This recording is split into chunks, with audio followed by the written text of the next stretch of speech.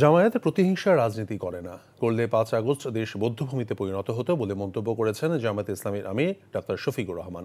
রাতে সিলেটে জামায়াত আয়োজিত সুধী সমাবেশে তিনি এসব কথা বলেন দল ও ধর্মের ভিত্তিতে দেশকে আর বিভক্ত করতে দেয়া হবে না। নির্বাচনে জয় পরাজয় যাই হোক না কেন, সকল ইসলামী এবং দেশপ্রেমিক দলগুলোকে সঙ্গে নিয়েই আগামীতে পথ চলবে জামায়াত ইসলামী। সামাজিক ন্যায় বিচার যদি কায়েম হয়, দুর্নীতির জড় কেটে যাবে ইনশাআল্লাহ। দুর্নীতিবাজ আর দুর্নীতি করার সাহস করবে না, ইজ্জত লুণ্ঠনকারীরা আর ওই দিকে চোখ তুলে তাকাবে না। সেই রকম একটা সমাজ আমরা বিল্ড আপ করতে চাই। একসাথে আমরা পথ চলবো ইনশাআল্লাহ। আমরা এই জাতিকে আর বিভক্ত করতে দেব না।